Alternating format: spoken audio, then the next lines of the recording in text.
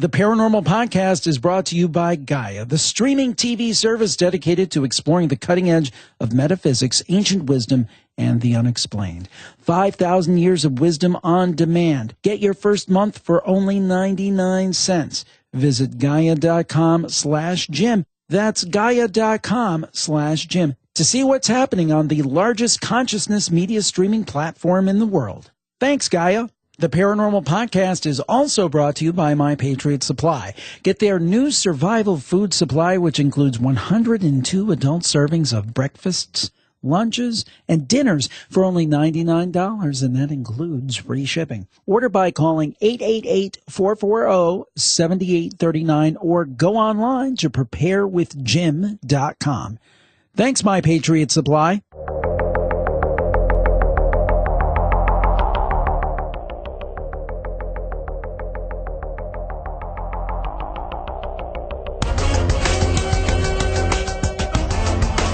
This is the Paranormal Podcast with Jim Harold. Welcome to the Paranormal Podcast. I am Jim Harold and so glad to be with you once again. And boy, we've got a great show for you today. Something a little bit different, not so much on the spooky this week, but we're going to talk about the metaphysical and the effect it has on our lives. We're going to start off with one of our favorite people in the whole field, Marie D. Jones. She's a very accomplished writer, has done many books, been on the show many times, and we're going to talk about the power of archetypes. What is an archetype and how does it impact the way you live? And that's on part one. On part two, James Schwartz will be along to talk about One Voice, Sacred Wisdom, revealing answers to some of life's greatest mysteries from your guides, spirits, and angels. And we'll start off with Marie, and here she is. Well, our guest today is one of my favorite people in the whole field. She's one of the most prolific, one of the most intelligent, and we're so glad to have her with us again. And it's been too long, but she has a new book out, so it was a perfect excuse to talk to Marie D. Jones. Her new book is The Power of Archetypes, How to Use Universal Symbols to Understand Your Behavior and Reprogram Your Subconscious. Now, if you've been living under a rock and you're not familiar, Marie is a best-selling author of nonfiction books exploring the paranormal, spiritual, scientific, and metaphysical realms, including 1111, The Time Prompt Phenomenon, and Mind Wars. She's also a novelist, screenwriter, and producer with several projects in development. She's appeared on radio programs across the globe, including Coast to Coast AM, NPR, and The Shirley MacLaine Show. She's lectured widely at paranormal and metaphysical events, and been on many television programs as well. You can find her website at mariedjones.com. Marie, welcome to the show, and congratulations on the new book. Oh, thank you very much. It's always so good to talk to you. Always one of my favorite times. Oh, every time I have a new book. Excellent. Yeah. Yes. Let's talk. We should talk more than that, but you know how those things go, but I'm so glad we could connect. Yes. Now, archetypes. Let's start with that. Let's just assume people have heard the word, but they're not quite sure what it means. What is an archetype? An archetype, and this whole fascination came from my being a writer. And I remember back in college, learning about archetypes. So basically, Carl Jung, the Swiss psychiatrist, he was sort of a student and colleague of Freud's, and he then broke off to do his own thing because he had some differences of opinion. But he's very well known for his suggestion that archetypes are models or symbols of universal patterns and behaviors and personality characteristics that we all share. Doesn't matter your age, your race, your creed, or where you come from or what you believe in. There are these components of the human psyche, the human mind, you could say, that are universal everywhere.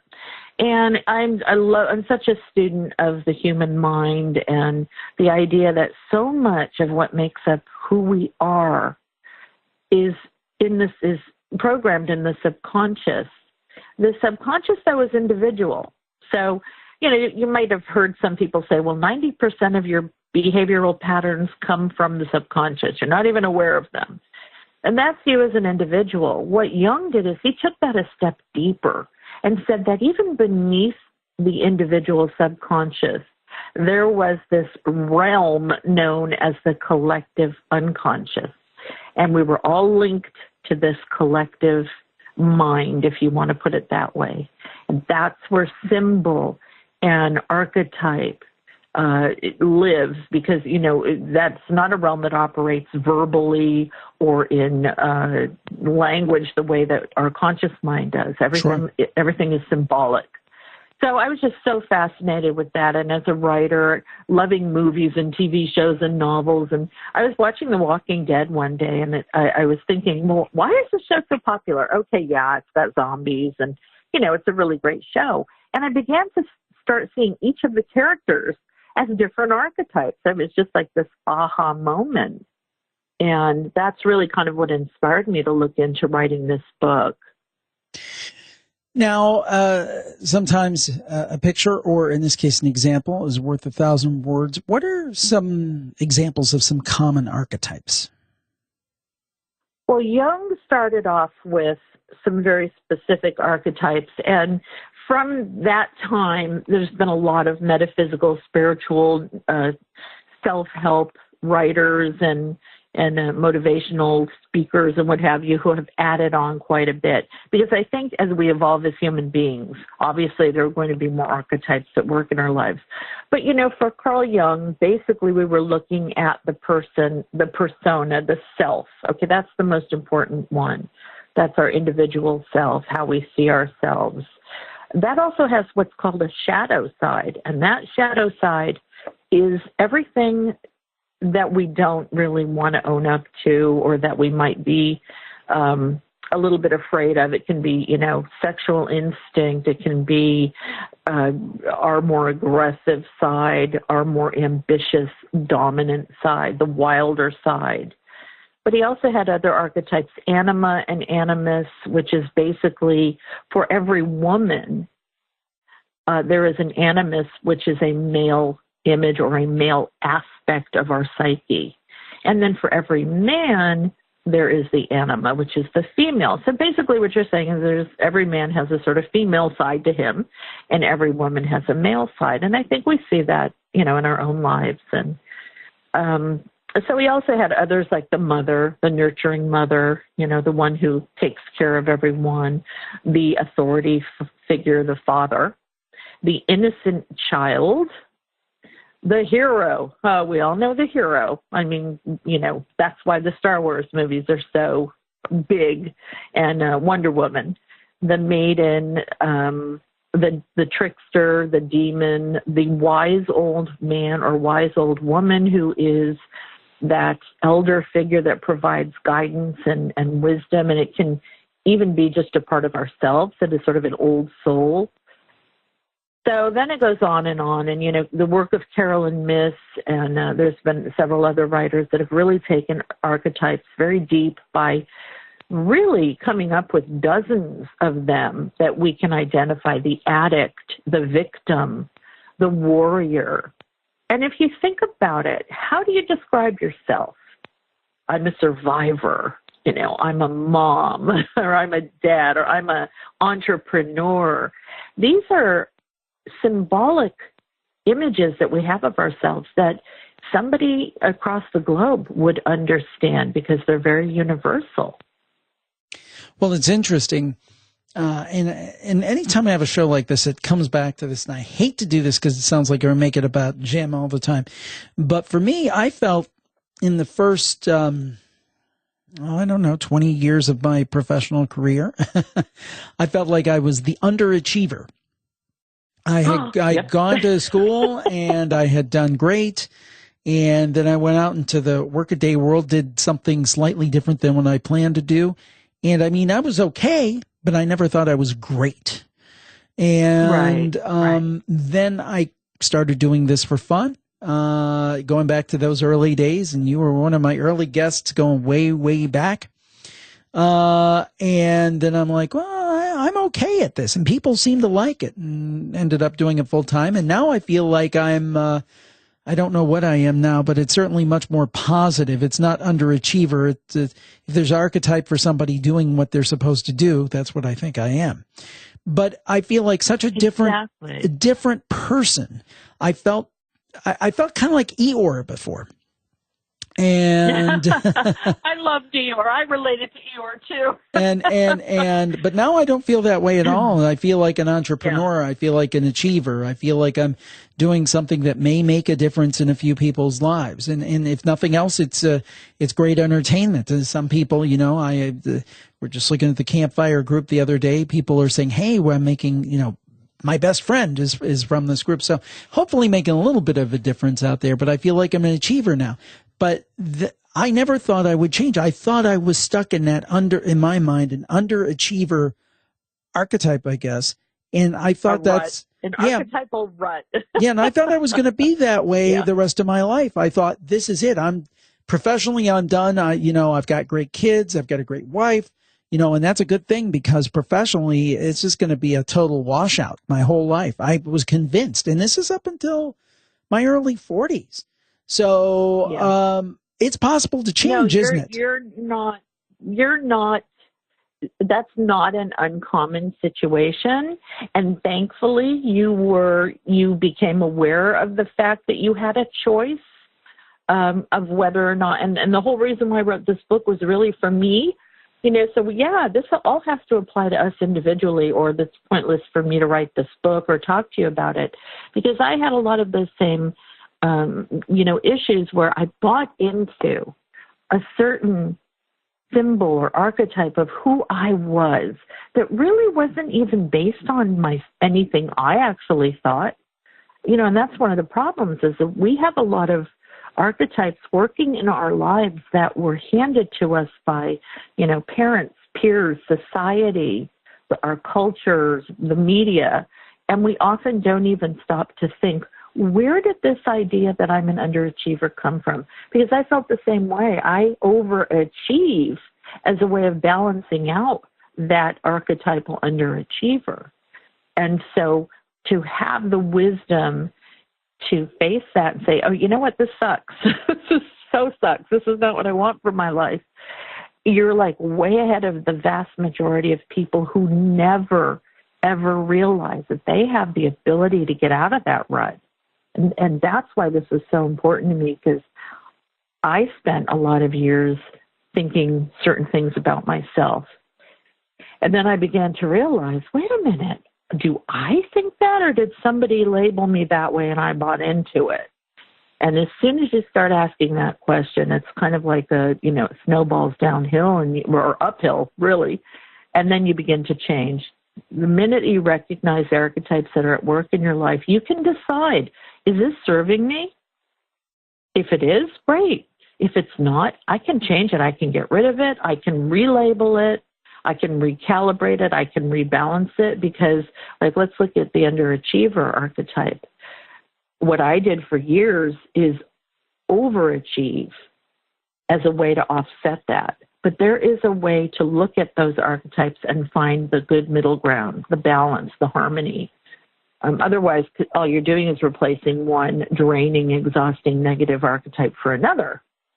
So, no, I think it's thrilling that you got it, Right, and you changed. And I don't think that means that I'm assured of success the rest of my life. I'm just like anybody else. I'm going to have my ups. I'm going to have my downs, and I don't think that, I don't think I've got life figured out. Let's put it that way. But I feel a heck of a lot better about things I did 10 years ago, let's say. Now, I have to ask this, since we're doing a show called the Paranormal Podcast, and a lot of times people equate the paranormal with ghosts and things. I think in a way even a better word is the Supernatural Podcast, but I don't think that's as marketable.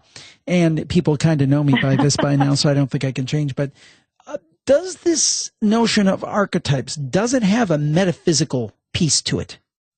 Oh, absolutely. We're talking about bringing, first of all, the whole idea of the collective unconscious to me is as paranormal as it gets. I mean, we're talking about the grid. We're talking about, a foundational realm of reality that we all tap into all the time, but we're not even aware of it because it does happen on the unconscious level. Yet it drives so much of our ideas and behaviors and beliefs and even our actions. that to me is as paranormal as it gets. If there is this realm of reality that we're all tapping into, and we all get the symbols and the universalities of that realm, that means we all have the ability to change what's in that realm and hopefully change it for the better. And I think where you see that manifest is in political trends and, you know, what's going on in the world in current events, when there's an awful lot of negativity and violence and war and hatred and this and that. We know that in the collective unconscious, there's an awful lot of dark stuff that is sort of having its day, and maybe we need to change that.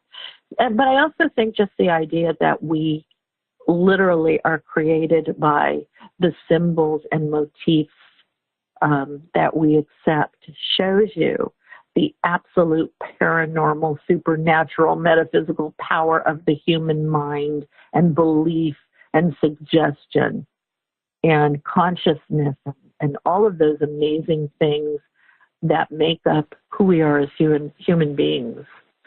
I mean, it goes beyond just what physics can tell us. It really is a realm of meta. I think when people think metaphysics, they just keep thinking New Age, but that's not what it is, people. Right. It's that's beyond the physical. Yeah, it's beyond the physical. And I think it's absolutely fundamental that we understand ourselves if we ever want to understand ghosts and cryptids and, you know, UFOs and all this other psi activity and stuff. We need to understand us first. At least that's how I feel about it. Makes sense to me. Our guest is Marie D. Jones. The new book just out, The Power of Archetypes, How to Use Universal Symbols to Understand Your Behavior and Reprogram Your Subconscious. We'll be back right after this. The Paranormal Podcast is brought to you by Gaia, the streaming TV service dedicated to exploring the cutting edge of metaphysics, ancient wisdom, and the unexplained. In other words, everything we love. Now, keep listening because I'm going to tell you how you can get your first month for only 99 cents.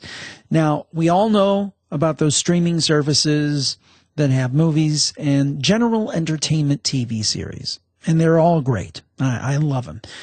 But Gaia is the place if you want to delve into the topics we love. And I'm talking a deep dive. You can really get deep with them. Now, you can watch Gaia on all your devices, Apple TV, Roku, my personal favorite, your iPhone, iPad, Chromecast, Android device, Fire TV or computer. If you're hearing my voice, you can watch Gaia very, very easily. Now, Gaia is really one of a kind. They curate and they create and they bring you the best in Fortean topics on video. Now, I've told you about all the great original series that Gaia has, you know, Beyond Belief with George Norrie and Open Minds with Regina Meredith and some of the other programs. We've told you about those programs, and they're great, and they're still there, and you can delve in. But one thing that I've kind of neglected not talking about more, they're feature films and documentaries they have. Now, a couple this week, for example, you could be watching if you were a member of Gaia. One is called Ancient Tomorrow. It's a story about a young man driven to help the Earth who embarks on a journey around the world to investigate the secrets behind a lost pyramid energy technology. Or perhaps you want to check out Seismic Sense. You know, earthquake prediction is perhaps modern science's greatest failure. Geologists use sophisticated methods to study seismic activity, but they're still nowhere near a prediction.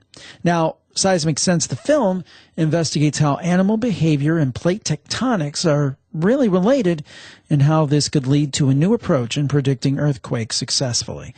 That's the kind of stuff you're going to get at Gaia. You're not going to get it anywhere else. You're not going to get it by looking at the other services. You're not going to get it by a general search on the internet. You're going to find it at Gaia because they curate and create the best that is out there. So much great content. And now you can get a flavor for it by going over to Gaia.com/Jim. That's GAIA.com/Jim. Go there, check out some of the videos I've handpicked for you guys.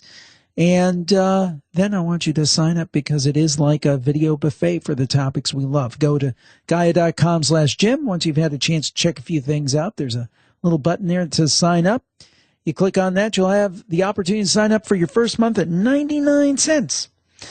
And there's some other great deals as well if you want to do it a different way. But that's a great way to dip a toe in the water and try it out. I think that you'll love it. It's Gaia.com/Jim. That's GAIA.com/Jim to see what's happening on the largest consciousness media streaming platform in the world. Thanks, Gaia. We're back on the Paranormal Podcast. We're talking with Marie D. Jones about her new book, The Power of Archetypes, how to use universal symbols to understand your behavior and reprogram your subconscious. Now, earlier we were talking about both of us kind of knew what archetype we fell into, and that's how, either consciously or unconsciously, we kind of flipped the script. What if you don't know what archetype you fall into? It's pretty easy to figure it out, but you have to be honest with yourself, and you need to get quiet and get off social networking and, get off the internet and turn the TV off and really do sort of a personal inventory. So some of the most important things that you can do to figure out what is driving your behavior and your beliefs, what archetypes are at work in your life, is to look at your behavioral patterns. So you can look at, how you behave at the workplace and issues that you've had that seem to repeat themselves over and over. Personal relationships are a wonderful mirror for your archetypes at work. Do you play the victim? Are you domineering? Do you jump from one relationship to another because you're the avoider or whatever? So you just look at your patterns. Another one of my absolute favorite things is to think and write down what you complain about the most. What you complain about all the time tells you what archetypes you're struggling with. So, for example, if I'm always complaining about my inability to get people to listen to me, I feel like I'm the invisible one. Or if I'm always complaining about my weight, then I have that archetype of a fat person, and maybe yours is of a skinny, underweight person. If I'm always complaining about people walking all over me, I am the ultimate archetypal martyr, the doormat. So look at what you're always complaining and moaning and groaning about, and that's a really good way to kind of get some insight into what archetypes are overworked and maybe not even right or serving you anymore, and which ones are really struggling to come through and find some balance. And another way of doing that is to think about ways or listen for ways that other people describe you. Oh, Marie, you're an overachiever. Oh, Marie, you're such a survivor. Oh, Marie, you're such a expressor. You talk all the time, blah, blah, blah. How do other people look at you? How do they see you? How do they describe you? Then what you really need to do is decide, are all of these things that I really want for myself? Is this the real me? Or is this the me that has been imposed upon by all these outside external forces and I just bought into it because it's the easy way out? So it really requires, and in the book there are so many different exercises to figure all this stuff out. And they're kind of really cool because it doesn't have to be a scary thing, but you can make such huge transformational changes in your life if you just open your eyes and dig deep enough. Half the battle is recognizing the patterns and the symbols and the archetypes that are at work. The other half becomes deciding whether or not they're something that you want to keep, throw away, or change. So, tools for transformation. I mean, you've figured out what you are, what archetype you fall under, whether that's self-imposed, whether that's something that other people are telling you. I mean, knowing and doing are two different things. So how do you make that extra step? Things. Oh, there's so many different ways to do that. I've got a whole bunch of exercises in here that people can do. And some of the really simple things are, look for someone who is who you really, truly feel you are and role model them. Another one could be literally taking a list of the archetypes that you've identified and, writing next to each one, keep. I like this one. This one works really well for me. This one helps me to be heroic and nurturing and loving and, surviving and thriving. The ones that you don't like, how can you start to retrain your mind and the way that you talk, not just to yourself, but to others, to start overriding those negative archetypes? And there may be some that you decide to keep, but you might want to balance them a little bit. Like, somebody who has a little too much warrior may like the fact that they're very bold and courageous and they go after what they want. But people have said, you're way too aggressive. You're just a really aggressive person. And so maybe you might want to say to yourself, I love being a warrior, but I need to tone down the aggressiveness. I need to have some compassion and empathy to back up my bravery and my, courage and my ability to just sort of bust through walls. So you can make a list and just go through each one like that. Meditate on it. For heaven's sakes, that's one of the best ways that people have suggested. And there's actually a couple of meditations in the book.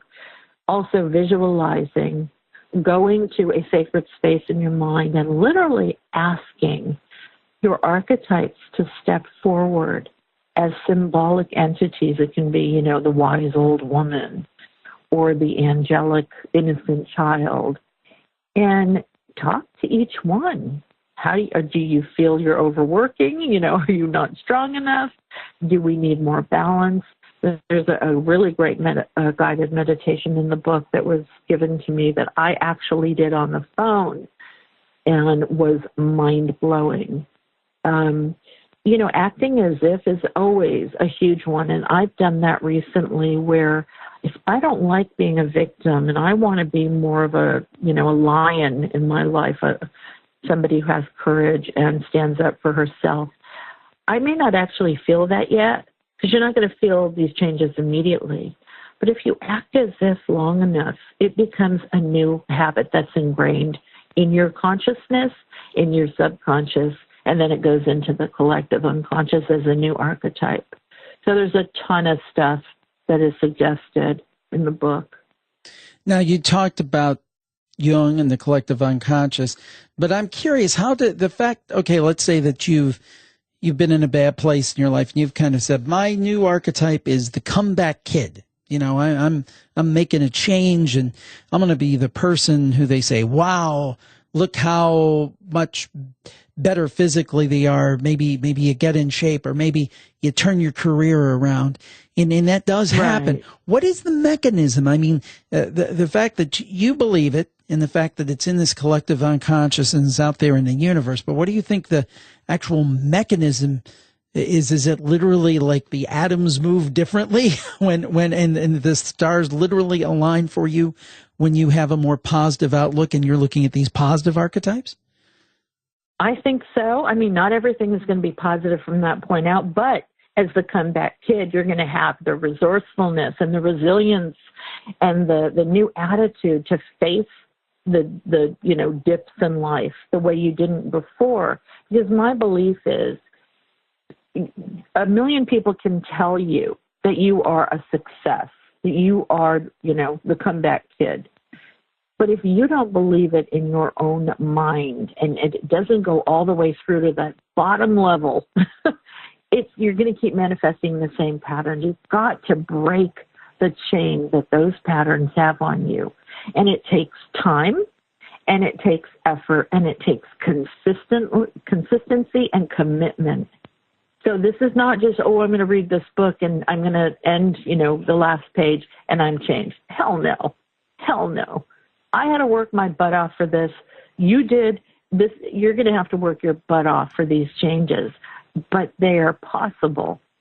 And here's the thing. We know this all works because it's worked for you in a negative sense if you're miserable and unhappy, right? All those Sure. Negative archetypes worked. So why wouldn't the positive ones? And again, we're not going to get all, Pollyannish about it, that if I start to think of myself more as a warrior and a thriver and a prosperer and a goddess and a diva or whatever, that I'm never going to have to meet up with a challenge or an obstacle in life again. That's not true. You will, but you will approach it with so much more inner strength, courage, the right attitude, positivity, you'll be able to see opportunities that were not available to you before because were shut off to them because you were operating in such a negative archetype. So, yeah, it's going to change your life drastically, but you could still get cancer 20 years later or get hit by a bus 3 weeks later. But at least up until then, and, right. And it just helps you deal with things in a much more this is all about empowering yourself. For God's sake, stop living your life according to everybody externally and everything externally. That's what we all do. Go within, change the crap that isn't working, kick out the patterns that have been making you sick to your stomach and miserable for years. You can change. You just need to take responsibility and to stop looking to everything outside of yourself to fix you. The fix starts within. Yeah, I agree with that. And it is not necessarily going to be overnight, as you said. I mean, I look at my own situation. People say, oh my gosh, you're a full-time podcaster. People just starting podcasting today. And I was like the tortoise. I mean, it took me literally 7 years to go full-time. 7 years, folks. So it wasn't like I started a podcast and then the next day, it made me laugh. I guess there was a podcaster out there who actually called me a millionaire. And I said, well, I'd be glad to send you a picture. No kidding. I'd be glad to send you a picture of my 12-year-old Honda Accord with 138,000 miles. We do have another car that's my wife's car that's much nicer. It's only a few years old, but my point is I'm just like a middle income working guy who happens to work at podcasting. But I'm very happy about that, and it's a great way to make a living. That's how that person saw you. Isn't that weird? That I'm like, what? Have all these people that see us in different ways, and if we buy into all that, we're going to be nuts. We're going to be miserable. Yeah, exactly. It has to come down to how we see ourselves. That's right. And get rid of all the stuff that doesn't work. And at first I got angry and I'm like, well, I'm not a millionaire. Hey, I'd love to be, and I hope someday I am. I can keep working hard and maybe it'll work out. But the point is that it made me angry. And then I thought, you know what, Jim, the thing that has served you best in doing these podcasts is don't pay attention to what other people are doing. You keep your head down. Yeah. You do what you tend. Don't read your reviews. That's right. You tend to your knitting, and you keep putting one foot in front of the other and putting out shows, and hopefully shows that people like. And some people, it's funny. I heard somebody say this, and it pertains, I think, to almost everything in life. But they said about podcasting, I believe this: 30% of the people are going to love you. They're going to think you're the greatest thing since sliced bread. 30% of the people, or 33%, if you want to be more than a third, will go, meh, he's okay. Right. And then the other third's going to go, I hate this guy. You're not going to please everybody. And a lot of that hatred is their own personal stuff. It has nothing to do with what you're actually doing. Exactly. Yeah. Exactly. And I really agree with whether you're a writer or not, don't read your reviews. And by that, I mean, don't listen to outside criticism unless you know in your heart it's constructive. Right. If somebody's saying, gee, you might not want, Jim, you might not want to drop F-bombs throughout your show. Oh, okay, yeah, that might be a good idea. That might be a good idea. Constructive criticism is one thing, but reviews will come in many forms. Like I said, you don't even have to be a writer. And if you buy into what everybody else thinks of you, wants for you, feels you should be doing or how you should be behaving, you'll end up a basket case, which is what I think most people are experiencing nowadays. I mean, everybody's so miserable. That's why a huge percentage of people are on medications and so forth, to even all that out. And to me, seems to be, and I look at sometimes these kind of things at a common sense level. Does this make common sense to me? And this does, because I think everybody knows the two ends of the spectrum. You have one kind of person, boy, they could fall in a pile of shaving cream and come out smelling like a rose.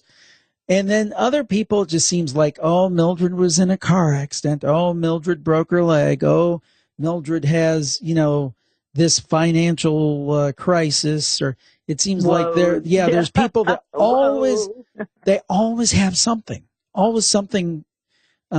wrong. And it's not to say they're bad people. They just seem to have a dark cloud over them. And it seems like to me that this power of archetypes may account for a lot of that.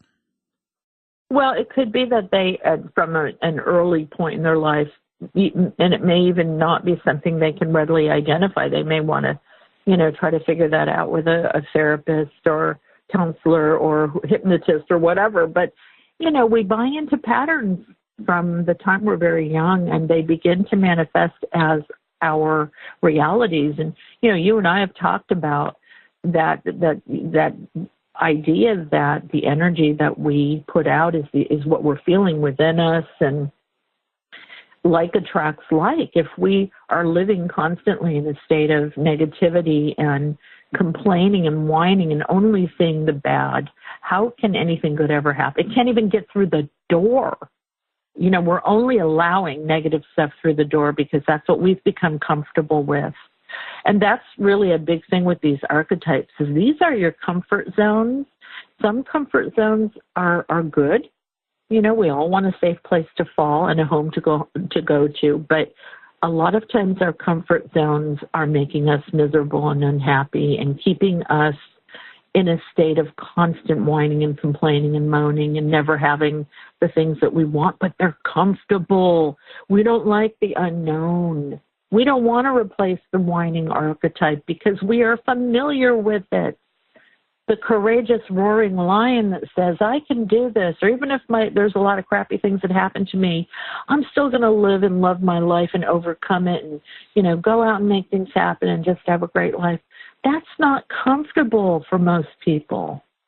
Well, so that's something that has to be overcome. It's interesting because I'm very sympathetic to people who maybe have physical challenges. Maybe they were born into a bad situation. But I keep going back to an example I shared with you off air. For a while, I did a podcast. I think there were about 20 episodes of it, and I don't think anybody listened to it, but I'm very proud of it, even if nobody did listen to it, called Living Beyond Challenges. And it dealt with people who had physical challenges, but went on to do incredible things and didn't let that stop them. And there was this one young man, I wish I could remember his name, and he did beautiful digital artwork. It looked like actual paintings. The thing of it was he was totally paralyzed, except for 2 or 3 fingers, I believe, on his left hand. And he did all this extremely beautiful artwork with those 2 or 3 fingers. And I can't draw a stick man. So I'm in awe of anybody who can do any type of art whatsoever. And sometimes if I'm feeling sorry for myself and say, well, I can't do this because that person has so many more resources, or they've got a big company behind them, or this, that, or the other thing, I just think about that gentleman and his great artwork and what he does with just a very limited physical capacity. He gets every ounce of creativity out of it. So how much more I think each of us, including me, can do than we give ourselves credit for if we only take the blinders off and say, I can do it, and then be willing to put in the hard work to achieve it.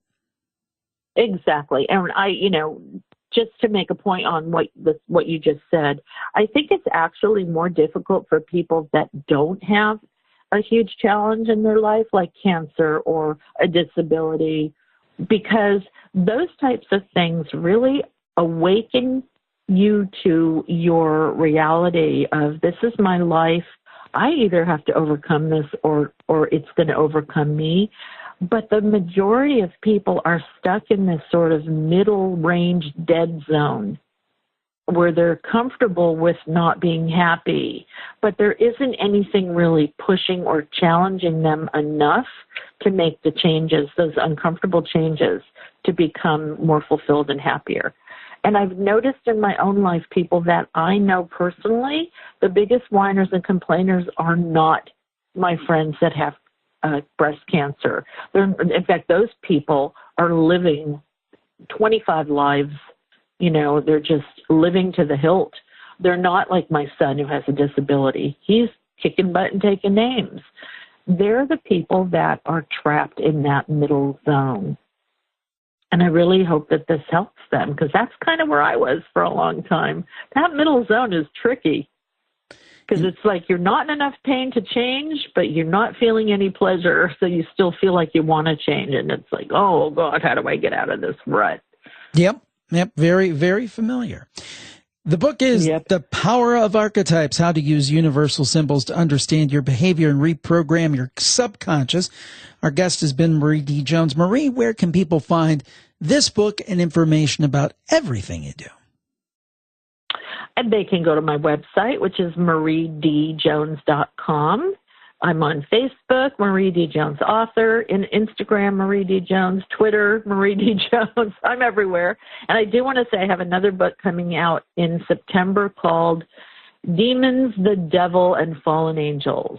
And it is a big one. Ooh, I have a feeling we're going to be talking again soon. I think so. Marie, thank you for joining us today on the Paranormal Podcast. Oh, thank you. It's always such a pleasure. It's always great to catch up with Marie and find out what her latest project is. Always fascinating stuff. And right after this, we're going to have more interesting, in-depth conversation, this time with James Schwartz, about One Voice, Sacred Wisdom. Right after this. I like to think of us as deep thinkers, myself and those who listen to this show. We're able to look at the world maybe a little differently and consider some possibilities other people don't consider.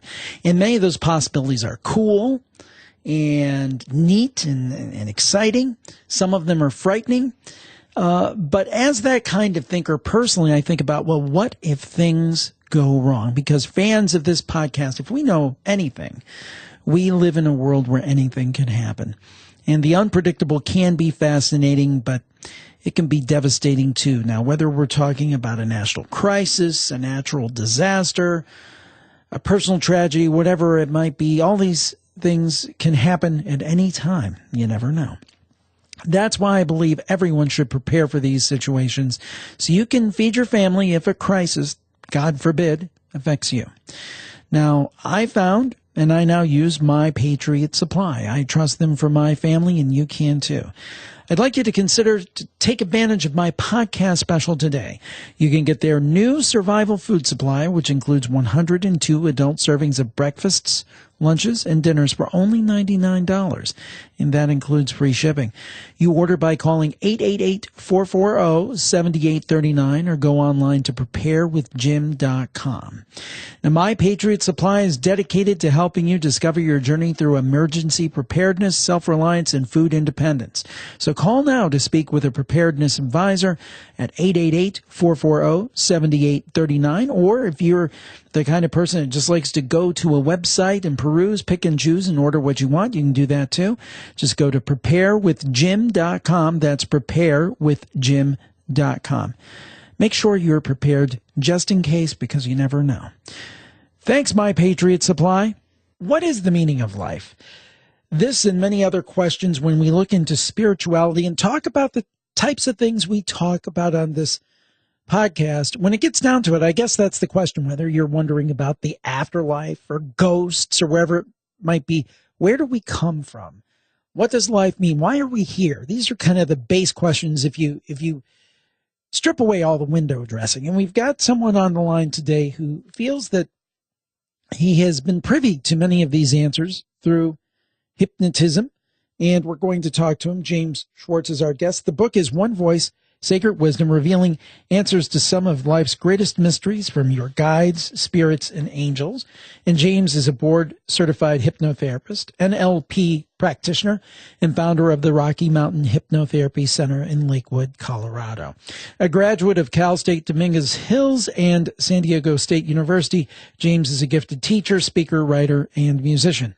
As a result of his extensive work with infertility clients, he wrote the acclaimed The Mind-Body Fertility Connection, and we are very glad to have him with us. For more info about him, you can visit his website for the Rocky Mountain Hypnotherapy Center at rmhypnotherapy.com. James, welcome to the program today. Thank you. I'm excited to be here. So this book, One Voice, Sacred Wisdom, can you explain the concept for us? Well, the way the book came about was that I spent about 2 years with my hypnosis clients, having them communicate with their guides. So those guides could be angels or spirit guides or animal guides or ancestors and so on. And what would happen is during the sessions, I would ask questions, and those questions would go to the guides, and the guides would respond to the client, and the client would share the answers with me. And those questions were things like, what happens when we die? Is there such a thing as karma? How do we heal ourselves? And so the book, One Voice, Sacred Wisdom, is a compilation of all that information that the guides shared with us. Now, at a base level, I've always been interested in hypnotherapy and those kind of things. How do you know that the voices that are coming through and the information that's coming through is not something somebody read in a book or an imposter spirit, if you will? How do you know it's legit? Good question. Okay. In the sessions, there's a few things that happen that we recognize in hypnosis as hypnotists. One of those signs is REM, so rapid eye movement is going on. So the pupils are moving under the eyelids. And so when you think about it, if you're doing an hour session, if somebody's in hypnosis, you see those pupils move around, and think about how hard that would be for someone to fake for an hour if that's not, really happening. But there's other more subtle signs that we see as hypnotists. Things like the speech patterns for people will change slightly. The breathing patterns will change. Sometimes the wrinkles kind of soften and go away. Emotions come right to the surface. So it's hard to fake all those little signs, especially if people don't know what those signs are. There's also things when, I had to differentiate between when someone was actually communicating with a guide or they were trying to give their own opinions. And a lot of times if they said words like, I think, or I believe, or, I suspected that this is somebody who's just, telling me what they want me to hear, what they believe in, then those were sessions I had to basically throw out. I couldn't use them. So I had to use the ones that felt authentic. Now, you use something called alchemical hypnosis. What is alchemical hypnosis? The term alchemy goes back thousands of years. And for the record, there's no chemicals involved. It's not a chemical function. Alchemy means, it refers to transmutation or change. A lot of people are familiar with the reference of turning lead into gold. That's alchemy. That's what they're talking about. And so the goal of the alchemist was to try and facilitate positive change for individuals. And over time, that the word alchemy became associated with healing because people would go to an alchemist to get herbs or potions. And then Carl Jung applied the term to psychoanalytic methods where alchemy was referred to like working with archetypes or inner guides. And so in hypnosis, in very general terms, alchemical hypnosis is about when the client brings in a guide to give them advice or counsel or, in hopes that we can help that client create some positive transformation in their life. Now, in terms of who or what they're tapping into, the title here, One Voice, Sacred Wisdom, when you talk about one voice, is that saying that all of these people you think at the end of the day are tapping into the same source? That's kind of what appeared to happen. It was really interesting when I did this work because originally, I tried to get a very diverse group of people. So I might bring in, maybe one day there's a Christian, the next day there might be somebody who's metaphysical, the next day it might be a Jewish person, the next person might be atheist. But what was amazing is that their answers are almost completely identical. And then it didn't matter if they were bringing in a spirit guide or an angel or an animal guide or a ball of energy or a wolf or Jesus Christ. It seemed like the answers, again, were almost exactly the same. And so that's where the one voice part of the title came from, because it did feel like somehow we were tapping into this universal knowledge, because it felt like they were all saying the same thing, that the answers were remarkably similar. And then, of course, the sacred wisdom part of the title is the wisdom that they were sharing with us. And when they're in this state, when they come out, do they remember any of it? I would say you do, like in hypnosis, you don't forget everything. That's kind of a movie deal, where a person is told in the movie, go rob banks, bring me the money, and then, oh yeah, I guess you have to forget everything that went on in the session because otherwise you know who did it. That's a movie thing. So most people in hypnosis do remember a lot of what goes on. One of the exceptions is when the client actually sort of goes in a channeling mode. Sometimes they don't remember much from that. So that's the exception. And I would say maybe about a third of the clients in this process, in these sessions, actually did some form of channeling. Now, in terms of the sessions themselves, can you kind of walk us through what you do as a therapist and kind of how we get into it? You talked about some of the misconceptions, looking at the stopwatch and those kinds of right. the swinging back and forth. So how does it really work? Yeah, and so a lot of times I start with the misconceptions with that. Hypnosis is not mind control. We can't make you go rob banks and bring us some money. And the second thing is you're not asleep in hypnosis, even though all the movies always say go to sleep, in some deep, dark voice. That's not really something that happens. But the way that a hypnosis works is it starts with what's called an induction, and that's just sort of the process of getting to a nice, gentle trance state. And the client is 100% in control all the time during these sessions. It's never about the hypnotist controlling anybody. That's not what it's like. We just get them to really relax at a deep, deep level so that we can access the subconscious information, especially if we're trying to help them change and work on some of their issues that they have, because a lot of the roots of the issues go to the subconscious mind. In these particular sessions, there was kind of a process I used that took about 10 or 15 minutes that sort of took the individual to a very spiritual, sacred place and gave them the opportunity to bring in their guides. And I never tell them what guides to bring in. That's always up to them. And so they would bring in whatever guide or energy felt comfortable for them, and then we would start the questions from there. Well, it is a fascinating discussion. The book is One Voice, Sacred Wisdom, revealing answers to some of life's greatest mysteries from your guides, spirits, and angels. Our guest is James Schwartz. And after the break, we're going to come back and talk about maybe some of the things that these subjects reveal to us. We'll be back right after this.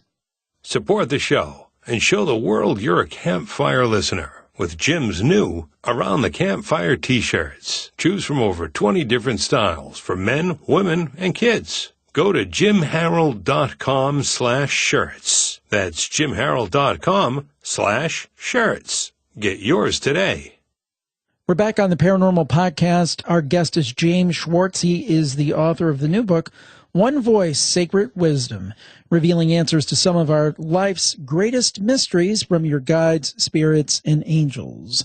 And we're so glad to have him with us. So, okay, you decided to go about this work.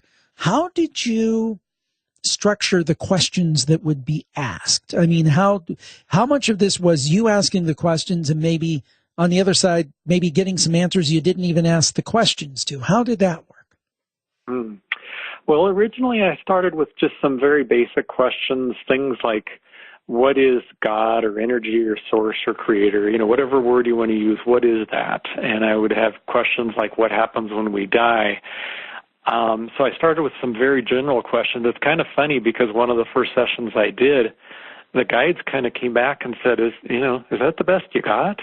It was kind of amusing because they were saying, come on, you got to have some better questions than that. But anyway, the process did really evolve. And an example of that is when I would say, what happens when we die? The guides would say, well, only the physical body kind of falls away. The spirit or the energy or the essence continues to move on. And so then I would say, well, when you talk about move on, what are you talking about? Where? What does that mean? And they would kind of say, well, other dimensions, other realms, other planets, things. And I'm like, wait. What are we talking about here? This sounds pretty interesting to me. And so then they would start to share information about that. And so it kind of evolved from there. And then once they talked about these other energies and other existences, then I wanted to know, well, how can we be in all these places simultaneously? And, we got into parallel planes, and then what would time look like if we actually exist on parallel planes? Interesting. And what were some of the answers that you found most compelling, or maybe surprised you, or really provided some great insight? Well, the one that really sort of told me, okay, you're onto something really fascinating here, was I was working with this woman who I called Danielle. And, of course, I use fictitious names in the book to protect people's identities. But the guides, there's a couple different ways that they would answer questions. Like I said, a small group would just channel the information, and so the guide would kind of speak through the client. Other guides would answer questions, and so the client would get the information either verbally or intuitively, and then they would respond and tell me what would happen. But the third group of people, the guides would actually take the client, on a journey somewhere to go and actually experience firsthand what was going on. So I'm working with Danielle, and we're talking about what happens when we die.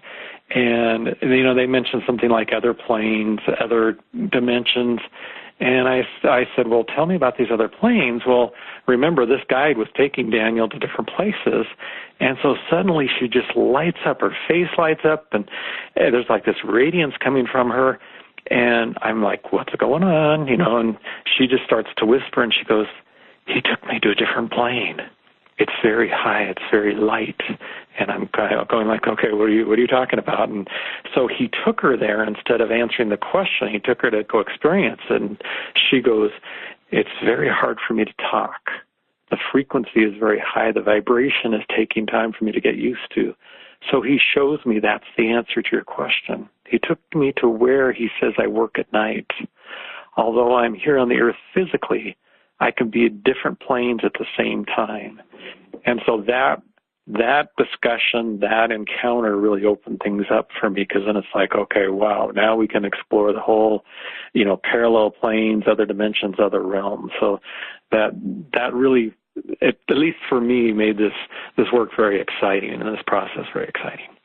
One of the big questions that I think most of us have, there are some people who are absolute, and they believe that either A, when you die here, that's it, game over, and there's nothing. Yes, yeah. And then you have some people believe I'm going to this place. But many of us are kind of in the middle. We're not quite sure. I mean, I'm pretty confident there's an afterlife, but what exactly it entails, I'm not convinced I know. What did the spirits and the voices have to say about the afterlife? It's interesting, because I did have several atheists participate in this, and almost every single one started talking about the afterlife and different existences and different planes. And, sometimes I'd even have to remind them, either during the session or afterwards. It's like, remember now, you came in as an atheist, but so what it's the best I could understand and kind of grasp from this. And the guides sometimes say it's hard for our human minds to necessarily fathom all this information, but we are energy, we are essence, and our energy, our essence or spirit, is in all these places at the same time. We're very multidimensional. We like to think in a linear fashion and think, well, we just have this earth life, and when it's over, then we go somewhere else and do a life there. But what they expressed is that we might be in maybe 100 different places at the same time, and those places might be here on Earth. And when I'm not just talking about past lives, I had people go to what I call parallel lives. So in other words, lives that are happening concurrently to where you are right now. Mm-hmm. And then I had them go to future lives, but they also went to other realms, other dimensions. So it feels like we're in all these different places at one time. That's the answer to your question that I got from the guides. So we're really talking about parallel planes, almost kind of a multi-dimensional existence? Correct. Mm-hmm. And I'm just kind of going through the book here and looking at different things you tackle, and some of these are fascinating. many of them are fascinating, I should say.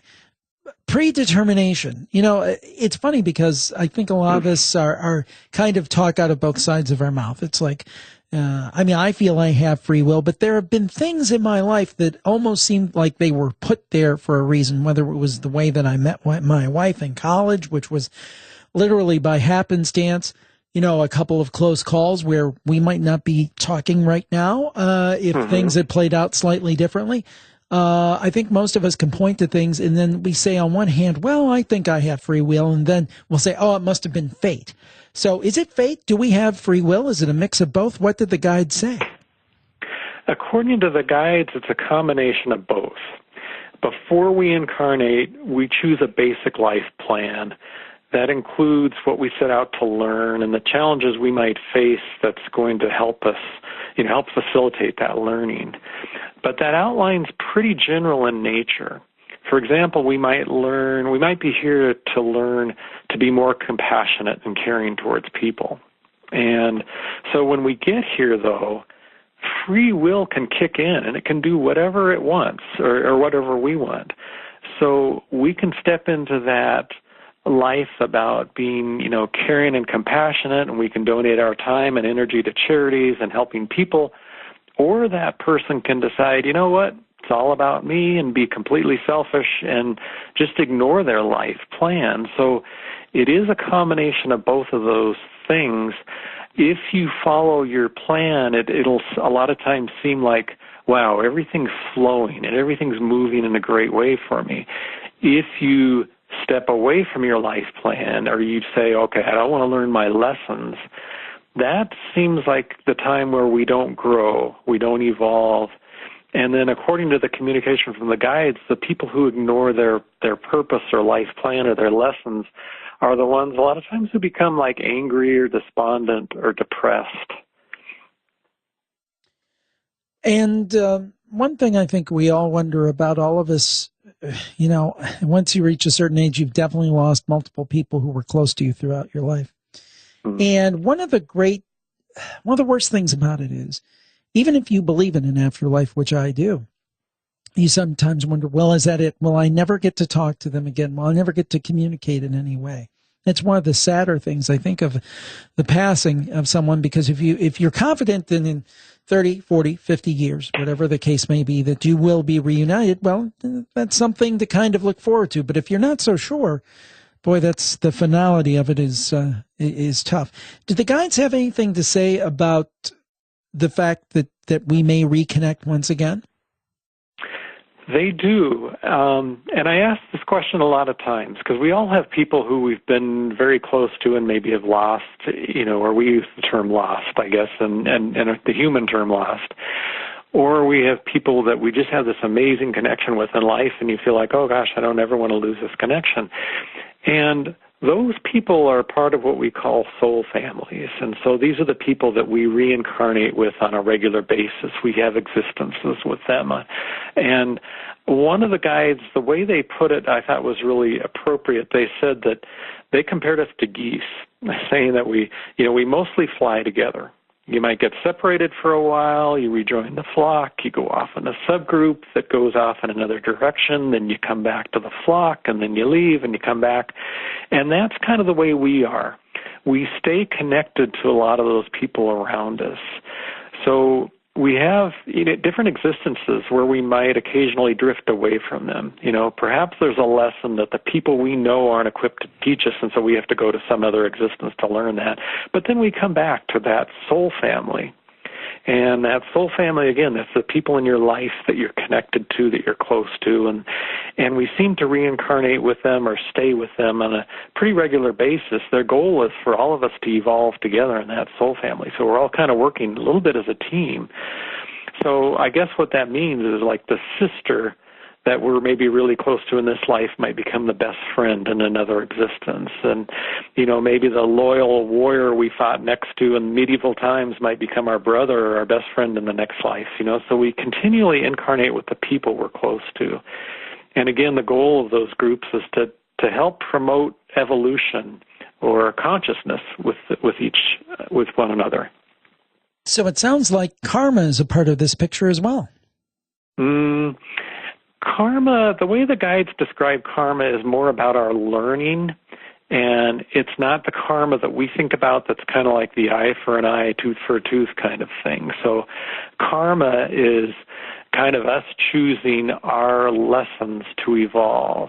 It's not about punishment. And so that's one place where I have to differentiate a little bit. But so there is karma, and again, the way the guides define that is how do we learn, how do we evolve, what's our best way of doing that? Now, when you look at all of this, when you distill it down, what surprised you the most about this work?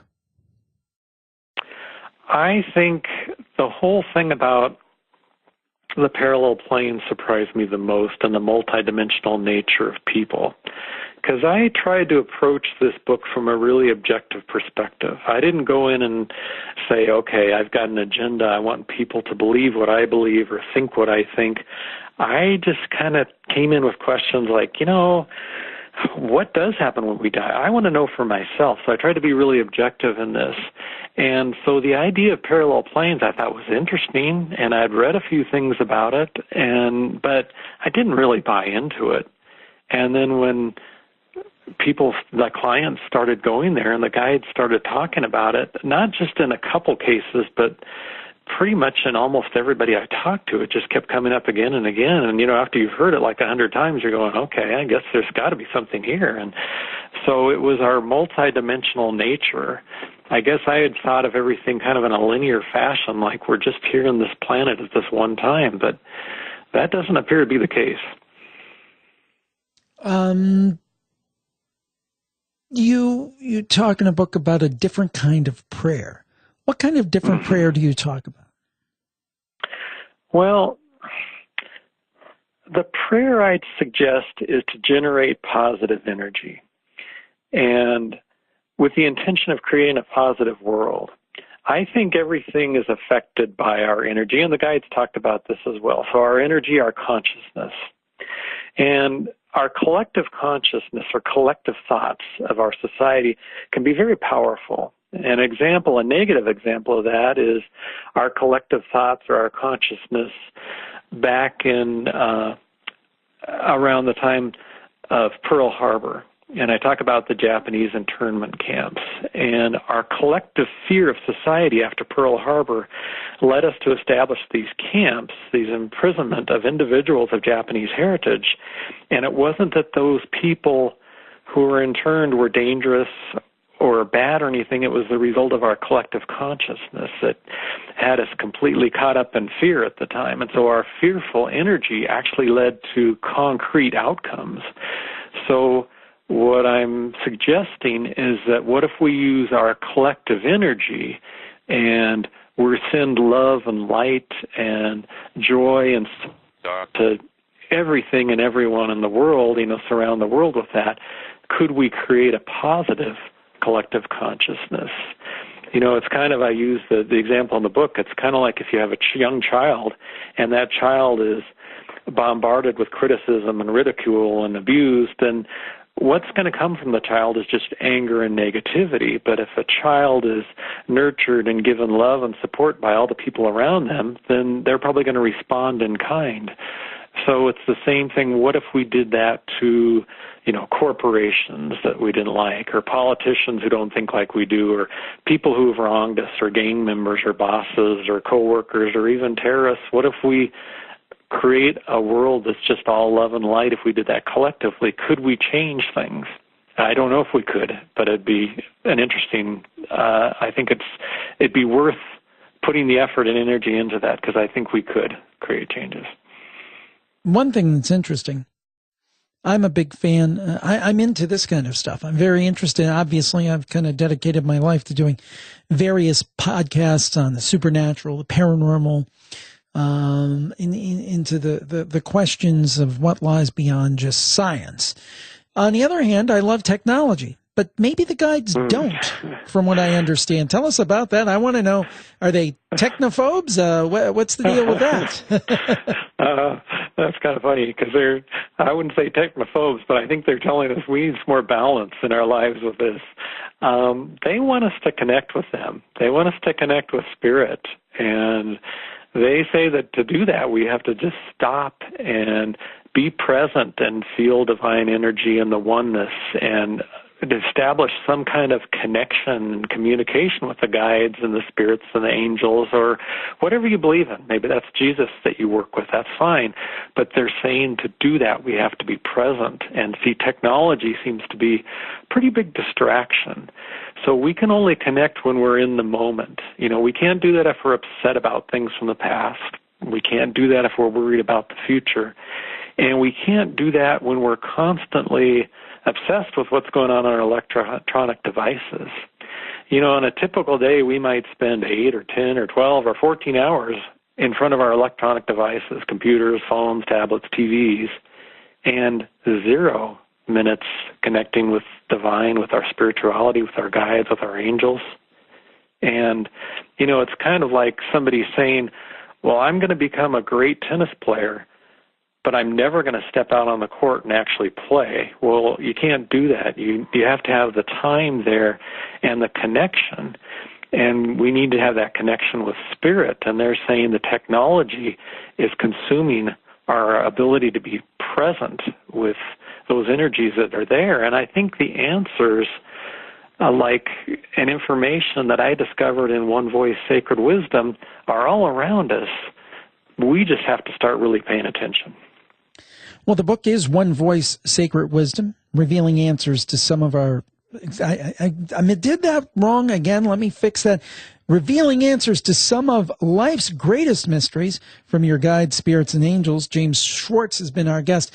James, where can people find the book and also find more information on everything else you do? Okay.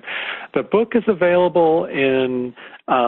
online, at Amazon, of course. It's online at Barnes & Noble. You can find them in a lot of the bookstores. Barnes & Noble, of course, will have them. If they want to know more about the book, I have a site that's specifically about that. It's www.onevoicesacredwisdom, all one word, .com. For me, the information is R like Rocky, M like a mountain, hypnotherapy.com. And I do this work too. I've had a lot of people who want to come in and experience what this is like. They want to meet their guides and they want to, see what it's like to go to another plane or realm, or they want to see what other parallel lives might be going on. So I do that work in my center as well, in Lakewood, Colorado. Well, again, our guest has been James Schwartz. His new book is One Voice, Sacred Wisdom, revealing answers to some of life's greatest mysteries from your guides, spirits, and angels. James, thank you for joining us today. Thank you. It was great talking to you. Well, I hope that you enjoyed that show as much as I did. I think it's smart to be introspective at times and look at your life maybe a little deeper, and I hope we did a little bit of that today for you. Exciting things happen here at the Spooky Studio, and an exciting thing happening now is we're awaiting the approval of our app. My understanding is it has either been submitted or very close to being submitted within the coming hours. So hopefully it will be approved rapidly by Apple, and we can submit our Android app, and usually Google's very fast with that within a day or two. So I'm hoping by this time next week when I talk to you, both apps will be available, and you'll be able to get them at the App Store, new and improved. And it'll really be a one-stop shop for all of my shows, both free and plus. So whether you're a free listener, you'll be able to get all the free shows in one place, one-stop shopping. And then if you're a Plus member, it'll be even better with access to probably around 1,400 shows, all in one app. So anyway, stay tuned for that. And we will talk to you next time on the Paranormal Podcast. Have a great week, everybody. Bye-bye.